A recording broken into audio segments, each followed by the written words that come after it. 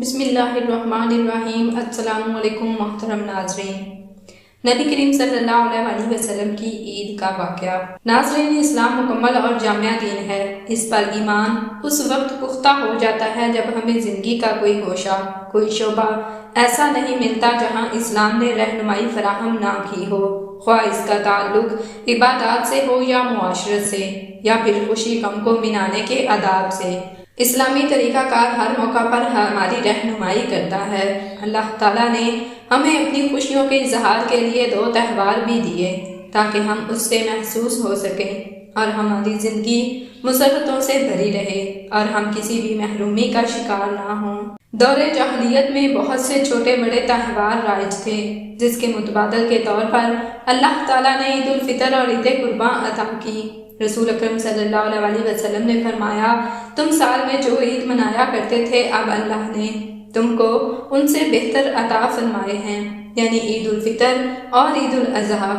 آج کی اس ویڈیو میں ہم آپ کو بتائیں گے کہ پیارے آقا صلی اللہ علیہ وسلم عید کا دن کیسے گزارتے تھے۔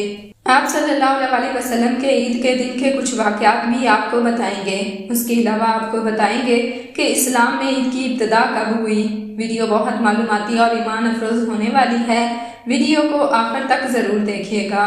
ناظرین، عید الفطر شوال کی پہلی تاریخ کو منائی جاتی ہے، جو رمضان میں کی گئی عبادتوں اور ریاضتوں کا انعام ہے۔ عید کے معنی خوشی اور فطر کے معنی کھولنے کے ہیں۔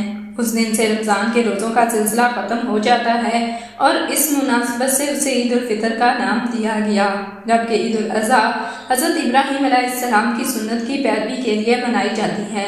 نبی کریم صلی اللہ علیہ وسلم نے عید کے تہوار کو خود بھی بھرپور طریقے سے منایا اور صحابہ کرام رضی اللہ تعالیٰ عنہم کو بھی تلقین کی کہ اللہ تعالیٰ نے خوشی کے موقع پر ہر جائز اظہار کو پسند فرمایا ہے، لیکن دین اسلام ہرگز یہ پسند نہیں کرتا کہ کسی بھی خوشی کو حدود اللہ سے تجاوز کرتے ہوئے منایا جائے۔ اس لیے چاند رات اور عید کے دن کی عبادت کی اہمیت اور چند بتائی گئی۔ چاند رات کو لیلۃ الجائزہ کہا گیا ہے۔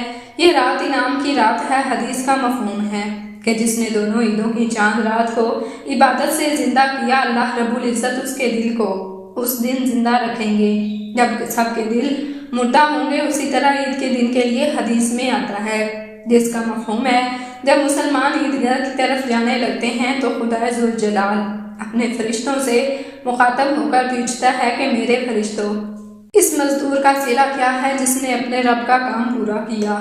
فرشتے کہتے ہیں، اے ہمارے معبود، اے ہمارے آقا، اس مزدور کا صلہ یہ ہے کہ اسے بھر بھر کر مزدوری دی جائے۔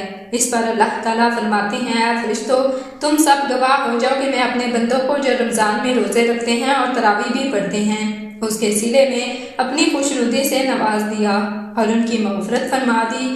اللہ سبحانہ و تعالیٰ نے اپنے بندوں سے کہا، میرے پیارے بندو، مانگو مجھ سے جو کچھ مانگتے ہو، مجھے میری عزت کی قسم، مجھے اپنے جلال کی قسم، آج عید کے اجتماع میں تم اپنی آخرت بنانے کے لیے مجھ سے جو مانگو گے عطا کروں گا، اور اپنی دنیا بنانے کے لیے جو چاہو گے اس میں بھی تمہاری بھلائی کو پیش نظر رکھوں گا۔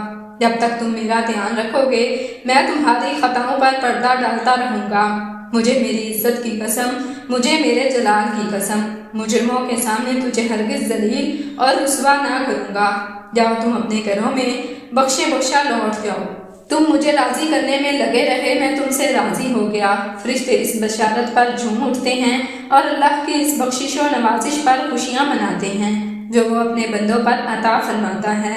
عید الفطر کی اصل روح اس کا عملی اظہار اسلام کے اس مجموعی مزاج کے مطابق ہے جس میں بندہ اللہ کی کامل بندگی کرے اور خلق خدا کے ساتھ ہمدردی حسن سلوک سے پیش آئے۔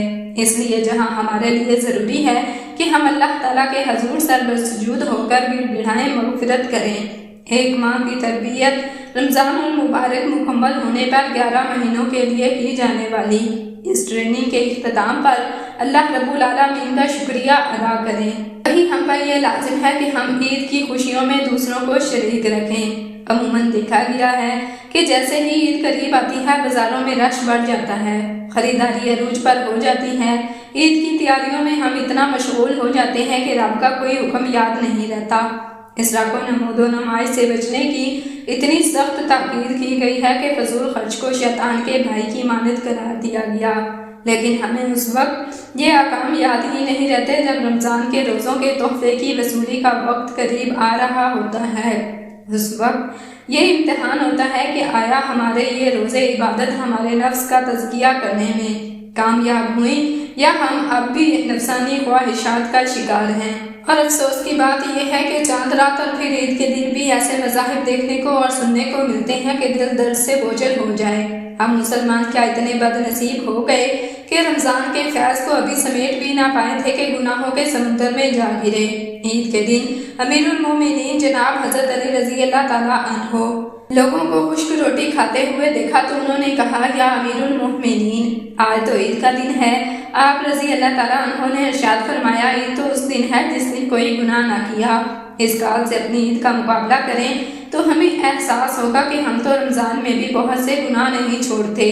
प्यारे नबी सल्लल्लाहु अलैहि वसल्लम की ज़िंदगी का हर लम्हा उनका कौलो फेल इसलिए नहीं कि हम सिर्फ पढ़ें और सुनें, बल्कि इस तरह है कि हम इससे ज़िंदगी गुजारें, अपनी ज़िंदगी में अमलन नाफज करें, दीन इस्लाम की रोशनी इक़्तिदार और रवायात को ताबिंदा और कायम रखें, इससे रहनुमाई हासिल करें। ईद के दिन किसी के लिए दिल में कोई रंजिश बदगुमानी ना रखें, सबसे खुश होकर मिलें, मुबारकबाद दें, छोटों को ईदें दें और बड़ों से ईदी लें। इसके साथ साथ अपने अजीज़ो अकारब पड़ोस और आसपास में मौजूद अफराद का जो ईद की तैयारियां हमारी तरह नहीं कर सकते ज़रूर ख्याल रखें। एक मशहूर वाक़या है कि एक मरतबा हमारे प्यारे नबी सल्लल्लाहु अलैहि वसल्लम ईद की नमाज के लिए निकले तो आप सल्लल्लाहु अलैहि वसल्लम ने देखा सब बच्चे खेल रहे हैं, मगर इनमें से एक बच्चा एक तरफ बैठा रो रहा है और उसके कपड़े भी फटे पुराने हैं। हमारे प्यारे नबी सल्लल्लाहु अलैहि वसल्लम ने इस बच्चे से फरमाया, बेटा क्या बात है, तू रो रहा है और बच्चों के साथ खेलता भी नहीं। गालिबन जानता था कि इससे मुखातब हमारे प्यारे आका सल्लल्लाहु अलैहि वसल्लम हैं। यह परेशानी की वजह से पहचान ना सका, इसलिए उसने कहा, साहब मुझे मलाल पर छोड़ दीजिए, दरअसल मेरा बाप फलां ग़ज़वे में हमारे प्यारे नबी सल्लल्लाहु अलैहि वसल्लम के साथ जहाद करते हुए शहीद हो गया। मेरी माँ ने दूसरा निकाह कर लिया, मेरा माल खा गए और मेरे सौतेले बाप ने मुझे घर से निकाल दिया। अब मेरे पास ना खाना है, ना पीना है, ना कपड़ा। अब मैं अपने बच्चों को खेलते हुए जब मैं इन बच्चों को खेलते हुए और नए कपड़े पहनते हुए देखता हूँ तो मेरा गम ताज़ा हो जाता है, इसलिए रो पड़ा।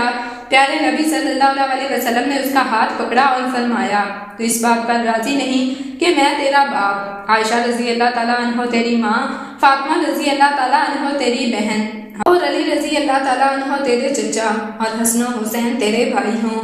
कहने लगा, या रसूलुल्लाह सल्लल्लाहु अलैहि वसल्लम, इस पर मैं कैसे राजी नहीं हो सकता। हमारे प्यारे नबी सल्लल्लाहु अलैहि वसल्लम उसे घर ले आए और उसे खूबसूरत कपड़े पहनाए, नहलाया धुलाया, खाना खिलाया और खुश व खुर्रम बाहर निकला तो लड़कों ने पूछा, अभी तो तू रो रहा था और अब बड़ा खुश व खुर्रम है, बात क्या हुई? वो कहने लगा, मैं भूखा था, अल्लाह ने मेरे खाने का इंतजाम कर दिया। मैं नंगा था, अल्लाह ने मेरे कपड़े का इंतजाम कर दिया। अब मेरे बाप रसूलुल्लाह सल्लल्लाहु अलैहि वसल्लम, माँ सैयदा आयशा रज़ी अल्लाह ताला अन्हो, बहन सैयदा फातिमा रज़ी अल्लाह ताला अन्हो, चचा सैयदना अली रज़ी अल्लाह ताला अन्हो और भाई हसन हुसैन बन चुके हैं। इसलिए उनका लड़का कहने लगा, काश आज हमारे बाप भी ना होते। ये लड़का हमेशा हमारे प्यारे नबी सल्लल्लाहु अलैहि वसल्लम की ज़ेरे कफालत रहा। हता जिस दिन आप सल्लल्लाहु अलैहि वसल्लम ने विसाल फरमाया तो ये बच्चा रो रहा था और कह रहा था, अफसोस आज फिर यतीम और गरीब हो गया। उसके बाद हज़रत अबू बकर सिद्दीक़ रज़ी अल्लाह ताला अन्हो ने उसको अपने साथ मिला लिया। नाज़रीन, ईद उल फितर का दिन सिर्फ यौमे एहतसाब भी है क्या? आज हमारे दरमियान ऐसे लोग मौजूद हैं जो ईद के दिन गलियों और सड़कों पर फटे पुराने कपड़े पहने महरूमी का शिकार बच्चों को नए कपड़े पहनाते हों, किसी नादार किसी बच्चे के आंसू पूछते हों, अपने ईद की तैयारियों में इन गरीब नादारों को भी याद रखते हों जो सारा साल नए कपड़े पहनने के लिए तरस जाते हैं।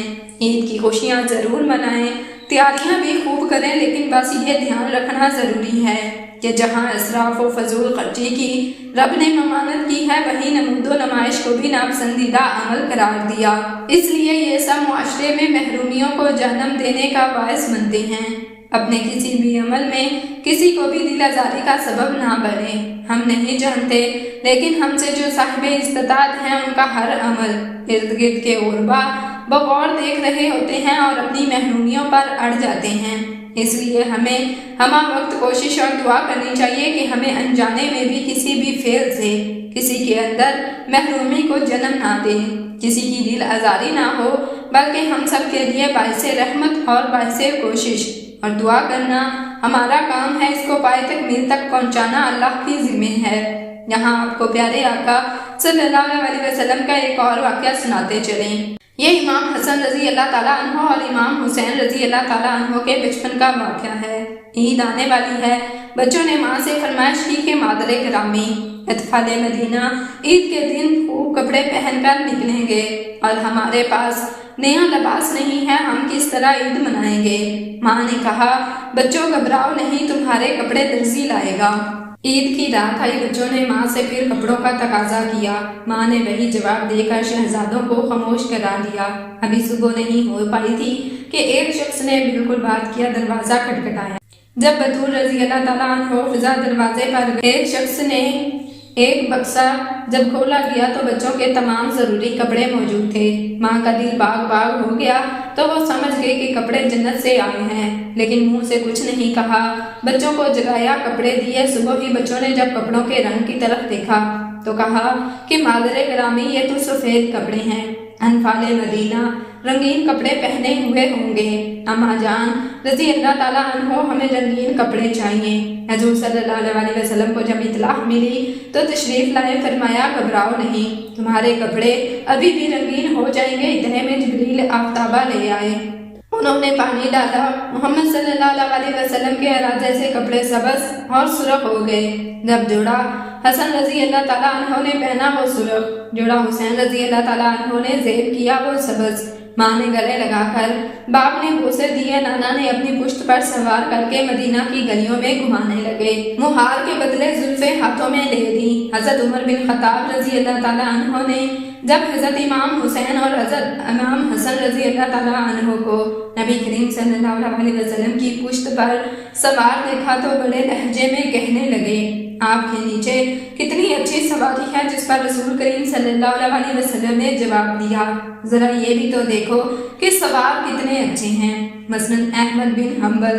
ناظرین، یاد رکھیے، عید ان کے لیے نہیں جنہوں نے بہت سی خوشیوں کا استعمال کیا، نئے کپڑے پہنے، خوب زیب و زینت سے نکلے، اچھے پکوان پکائے، خوب کھانے کھائے، اپنے گھروں کو خوب آراستہ کیا، بلکہ عید ان کی ہے جو گناہوں سے بچ گئے، جنہوں نے اپنے عمل میں اخلاص پیدا کیا، سچے دل سے توبہ کی، نیک بنے رہنے کا عزم کیا، تقویٰ اور پرہیزگاری کی، اور دوزخ کے پل سے آسانی سے گزر گئے۔ اس کسوٹی کے ساتھ اپنے عمل کا جائزہ لیں اور خوشیوں بھری عید منائیں۔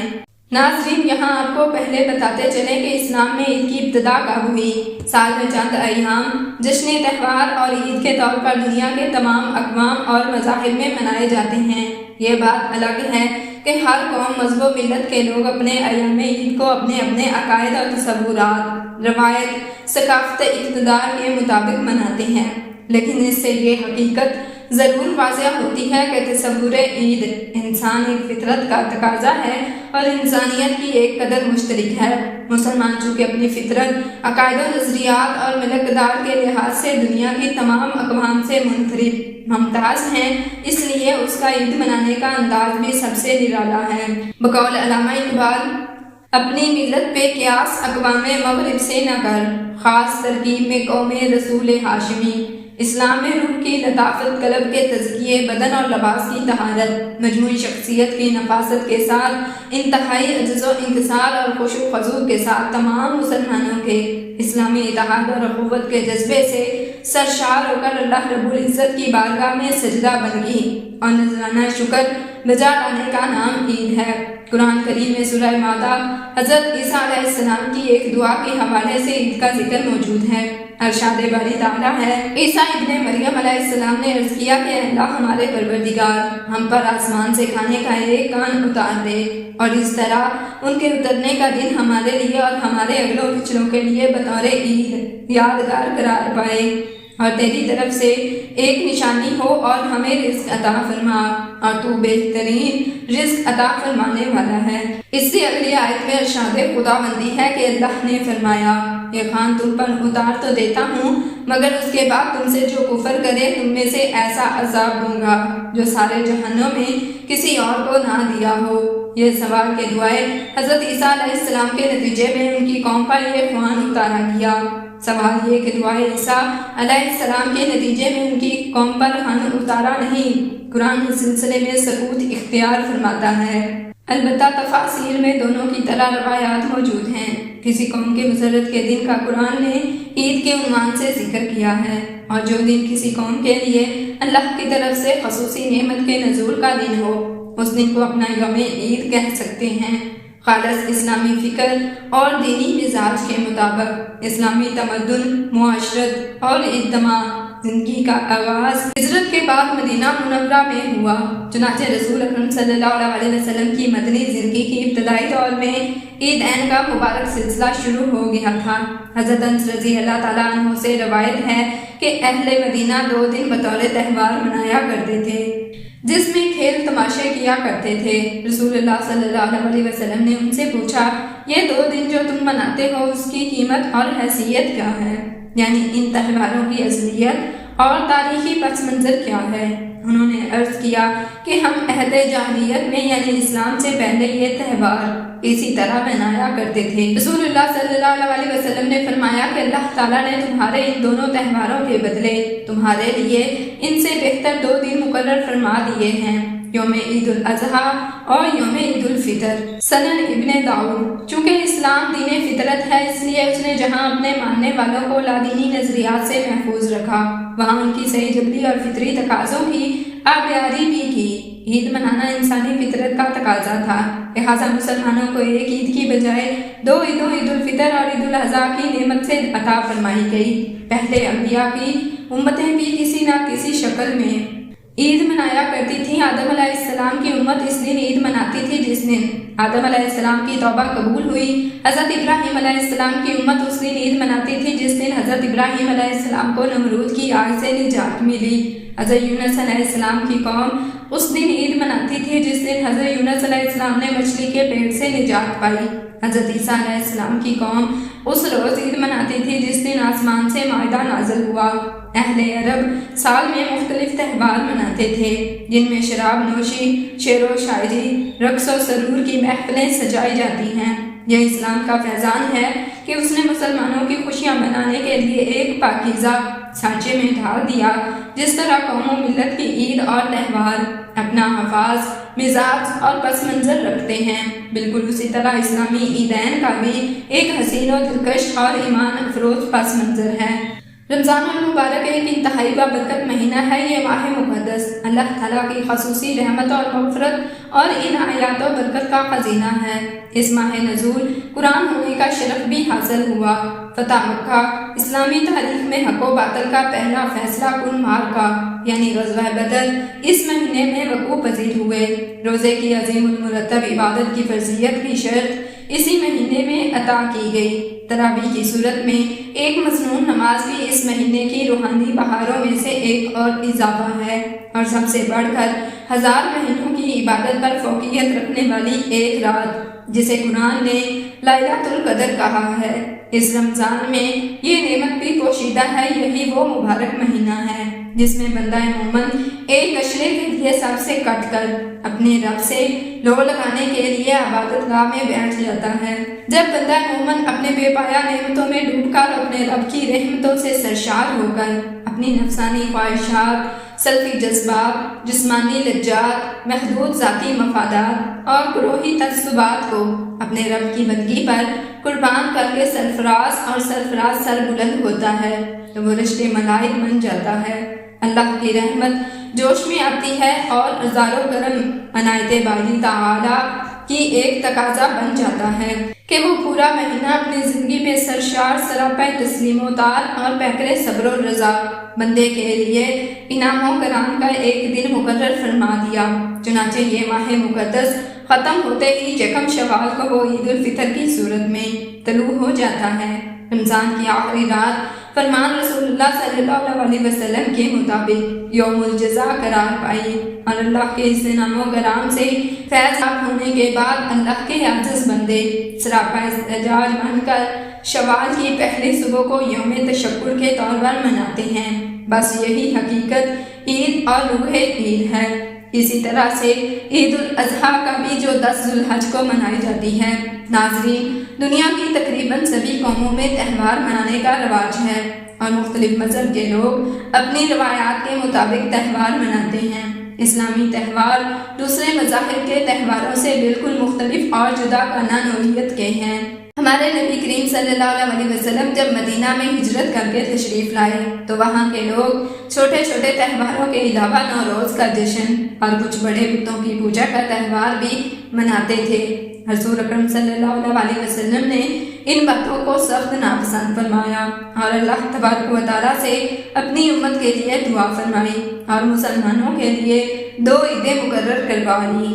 جب پہلی بار مسلمانوں پر روزے فرض ہوئے تو تاریخ اسلام کی اس پہلی رمضان المبارک میں حضور صلی اللہ علیہ وسلم نے مدینہ میں انصار کو مخاطب کر کے فرمایا کہ ہر قوم کے لیے عید ہوتی ہے، تم بھی عید موافقت ہو۔ اللہ تعالیٰ نے تمہاری عیدوں کو ان 2 عیدوں سے بدل دیا۔ اب تم ہر سال شان سے عید الفطر اور عید الاضحیٰ منایا کرو، کیونکہ ہر سال لوٹ کر آتی ہے، اس لیے اس کا نام عید پڑ گیا۔ عید کا تصور اتنا ہی قدیم ہے جتنا انصارہ کی تاریخ کا کوئی دور ایسا نہیں جو عید کے تصور سے آج نہ ہو۔ قدیم تاریخی کتب کے مطالعے سے معلوم ہوتا ہے کہ تمدن دنیا کے آغاز کے ساتھ ہی عید کا بھی آغاز ہو گیا تھا۔ ایک روایت ہے کہ جس روز حضرت آدم علیہ السلام کی توبہ قبول ہوئی اس روز دنیا میں پہلی بار عید منائی گئی تھی۔ دوسری بار عید اس وقت منائی گئی جب حابیل اور قابیل کی جنگ کا خاتمہ ہوا۔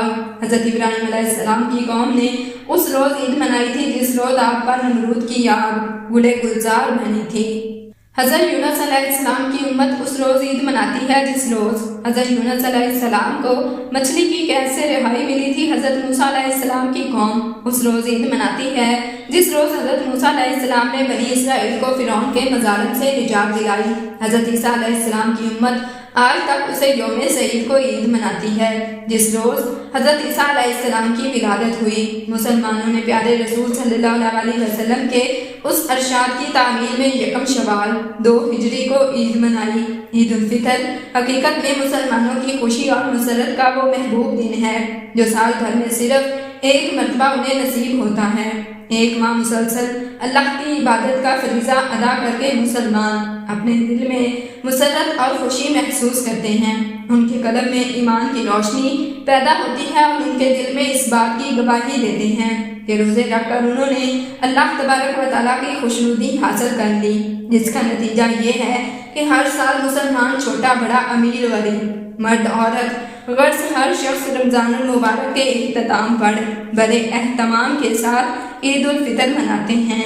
جب رمضان کے بابرکت مہینہ ختم ہوتا ہے اور چاند کی 29ویں شام ہوتی ہے تو غروب آفتاب کا وقت قابل دید ہوتا ہے۔ مکان کی چھتوں پر بچوں اور بڑے مغرب کی طرف نظر جمائے دیکھتے ہیں کہ حلال عید نظر آ جائے۔ عید الفطر کے پرمسرت موقع پر آپس میں کسی وجہ سے ناراض ان کو ایک دوسرے سے صلح کر لینی چاہیے اور بروز عید ایک دوسرے سے بدگیر ہونا چاہیے۔ خوشی لائی اس عید کے دن دل میں کوئی رنجش نہ رکھیں، کیونکہ عید آتی ہے اور خوشیاں دے کر چلی جاتی ہے۔ اللہ تعالیٰ قرآن مجید میں ارشاد فرماتے ہیں، جب انسان اللہ تعالیٰ کے فضل اور اس کی رحمت سے سرفراز ہو تو اسے چاہیے کہ وہ خوب خوشیاں منائے۔ عید کے دن مسلمانوں کی مسرت اور خوشی کی وجہ صرف یہ ہے کہ انہوں نے اپنے خدا کے احکامات کی 1 ماہ تک سختی سے تعمیل کی اور اس کی تعمیل کے بعد خشوع اور مسرور ہوئے۔ اسلام کا کوئی حکم بھی حکمت سے خالی نہیں۔ اور پھر اسی مبارک مہینے میں زکوٰۃ نکالی جاتی ہے، یعنی امیر لوگ غریبوں کو دینے کے لیے، ضرورت مندوں کی مدد کرنے کے لیے، اپنی جمع پونجی آمدنی میں سے اسلامی قوانین کے مطابق کچھ رقم نکالتے ہیں اور غریبوں میں اس طرح تقسیم کرتے ہیں کہ بہت سے غریب گھرانوں اور حاجت مندوں میں کھانے پینے کی چیزیں اور پہننے کے لیے کپڑے خرید کر دیے جاتے ہیں، اور یوں سب عید کی خوشیوں میں شامل ہو جاتے ہیں۔ اسی ماہ صدقہ فطر بھی دیا جاتا ہے جو ہر امیر غریب غلام پر واجب ہے۔ اگر ہمارے پاس خاندان میں کوئی عید کی خوشیوں میں شامل نہیں ہو سکتا غربت کی وجہ سے، تو ان کی مدد کرنے کے لیے ہی عید کی خوشیاں دوبالا کریں، جیسا کہ ہم سب جانتے ہیں کہ مہنگائی اور بے روزگاری اس کی زندگی مشکل کر دیتی ہے۔ ہم کو چاہیے کہ خاص طور پر مسلمانوں کو بھی اپنی خوشیوں میں شامل کریں جن کو ایک وقت کی روٹی بھی نصیب نہیں ہوتی، تاکہ وہ بھی مسرتوں اور خوشیوں کا تھوڑا سا حصہ حاصل کر سکیں۔ ویسے بھی غریب مسلمان کی خوشی کے موقع پر بے لوث مدد اور خدمت کرنے سے جو روحانی خوشی حاصل ہوتی ہے وہ لازوال ہوتی ہے۔ مدد کرنے پر اللہ اور رسول صلی اللہ علیہ وسلم بھی خوش ہوتے ہیں، اور اگر ہو سکے تو ان کی مدد کریں تاکہ وہ اپنے بچوں کے لیے کپڑے خرید سکیں۔ ہمارا ان پر کوئی احسان نہیں بلکہ اللہ کی طرف سے ہم پر فرض ہے۔ اللہ نے ہم کو دیا تو ہماری ذمہ داری بھی بنتی ہے کہ عید الفطر کا دن ہر مسلمان کے لیے خوشی اور مسرت کا دن ہوتا ہے، لیکن بازار کی چہل پہل، گہما گہمی، بچوں کا کھیل، کھانے پینے کی محفلوں میں عید کا سارا دن ٹی وی دیکھ کر، اونچی آواز میں گانے سن کر اور دیگر غیر شرعی تخلیقات میں مشغول ہو کر عید کی حقیقی خوشی ہرگز حاصل نہیں کی جا سکتی۔ نماز عید واجب ہے جو رمضان المبارک کی عبادت کی توفیق کے شکرانے کے طور پر ادا کی جاتی ہے۔ ابن عباس نے ہجرت کے دوسرے سال یعنی 2 ہجری میں نبی کریم صلی اللہ علیہ وسلم جنگ بدر کی شاندار فتح کے بعد واپس تشریف لائے تو اس کے 8 دن بعد عید الفطر آئی، کیونکہ رمضان کے روزے اسی سال فرض ہوئے تھے۔ یہ مسلمانوں کے لیے خاص دن تھا اور مسلمانوں کی پہلی عید تھی۔ اس سے پہلے مسلمانوں کے پاس اجتماع خوشی منانے کا کوئی دن نہیں تھا۔ حضرت ابن عباس رضی اللہ تعالیٰ عنہ فرماتے ہیں کہ حضور نبی کریم صلی اللہ علیہ وسلم عیدگاہ کی طرف تشریف لے جاتے، 2 رکعت نماز ادا فرماتے، اس کے بعد آپ صلی اللہ علیہ وسلم خطبہ ارشاد فرماتے، اس کے بعد آپ صلی اللہ علیہ وسلم عورتوں کی صفوں میں تشریف لے جاتے اور انہیں واعظ و نصیحت فرماتے، صدقے کی ترغیب دلاتے۔ حضرت ابن عباس رضی اللہ تعالیٰ عنہ فرماتے ہیں کہ میں نے عورتوں کو دیکھا کہ وہ اپنے کانوں اور گلے کے زیورات اتار کر حضرت بلال رضی اللہ تعالیٰ عنہ کو دے دیتی جو ایک چادر میں صدقات کو جمع کرتے۔ بخاری و مسلم۔ حضرت علی رضی اللہ تعالیٰ عنہ فرماتے ہیں کہ نماز عید کے لیے آپ صلی اللہ علیہ وسلم پیدل تشریف لے جاتے۔ حضرت جابر رضی اللہ تعالیٰ عنہ فرماتے ہیں کہ آپ صلی اللہ علیہ وسلم عید کے دن عید کا جانے کے لیے راستے میں اختلاف ہے، جس راستے سے جاتے اسی راستے سے واپس نہیں آتے بلکہ راستہ بدل لیتے۔ بخاری۔ حضرت ابن عباس رضی اللہ تعالیٰ عنہ فرماتے ہیں جب حضور نبی کریم صلی اللہ علیہ وسلم نماز عید کے لیے حجرہ مبارک کے باہر تشریف لاتے تو حضرت بلال رضی اللہ تعالیٰ عنہ کے آگے آگے ہوتے اور ان کے ہاتھ میں ایک کربا ہوتا جو نجاشی نے آپ کو تحفے میں دیا تھا۔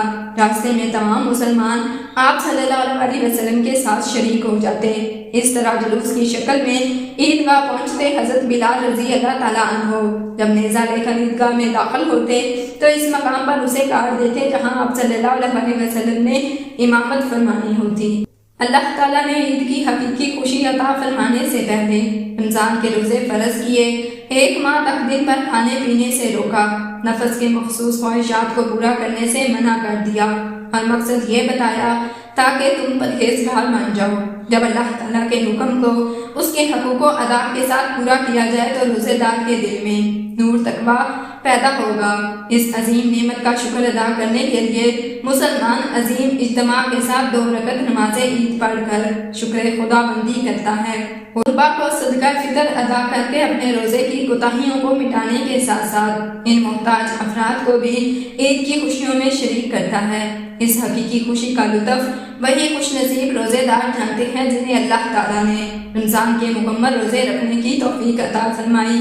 اس دن عید کا نام رسول اللہ صلی اللہ علیہ وسلم نے عید الفطر رکھا، یعنی روزہ کھولنے کی عید۔ اب جس شخص نے روزہ رکھا ہی نہیں اسے روزہ کھولنے کی خوشی کیا ہوگی؟ دوسری طرف اگر روزہ رکھنے والوں نے عید کو اپنے نفس کی ناجائز خواہشات کو پورا کر کے منایا تو یہ اس بات کی علامت ہے کہ رمضان المبارک کے روزے رکھ کر نفس کی ترتیب میں کمی رہ گئی۔ عید کی خوشی منانے والے کا دل اس نور تقویٰ سے بالکل خالی ہے اور وہ شخص عید کی خوشیاں محض رسمی طور پر منانے میں مشغول ہے۔